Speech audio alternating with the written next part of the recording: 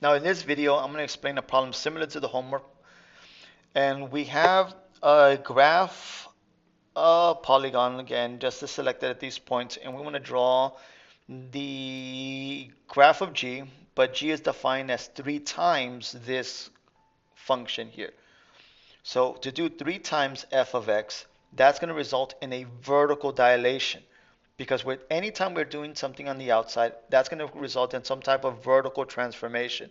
Because we're multiplying, multiplication results in dilations, making things larger or smaller. And in this situation, it'll be vertically, so we'll make it again higher or longer, not higher, but longer, or maybe even shorter.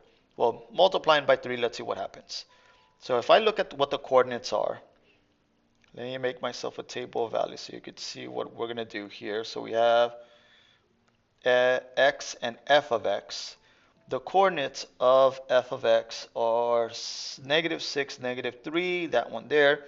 This point is at -1, +3, and the last one is at 6, 1. So this is a vertical dilation. So any vertical transformation, including vertical dilations, affect the y value. So as you see right here, we want to do 3 times the f of x values. And f of x values are these numbers on the right side. So all we're going to do is just simply multiply those by 3. And by doing that, that's going to create the graph of g. So the x values are going to stay the same, and multiplying those values by 3 will give us -9, +9, +9, and +3. So let's plot these points. -6, -9 would be here. -1, +9 up there. And then 6, +3 right there.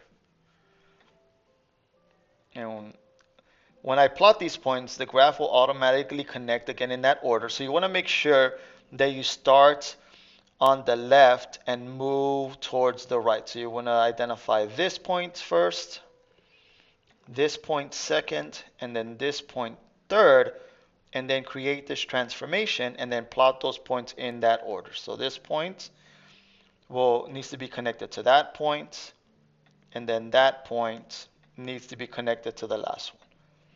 Okay, now if you don't do that and you accidentally start in the middle, then it won't connect them, because if you start here and move over here to the left, when you try to connect this point over here, it's going to create this image instead. Let me do it in a different color, in yellow, so it could stand out.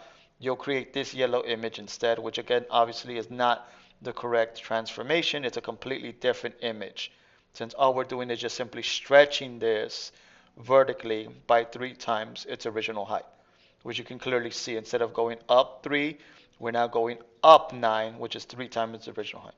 But like I mentioned, going back to what I was referring to, you want to start here, because if not, you're going to end up again with the wrong image. And if you try to start here, but then go down and then go back up, that's still going to give you only partial credit, because you're adding extra segments that you need. You only need to connect again these 3 points. So you'll only need 2 segments. So don't overlap those segments. Don't start here, go down, then go back up, and then go over here, because there's 2 segments overlapping each other on top of each other. It's going to mark it incorrect because of that. So you only need these 2 segments for that. Okay.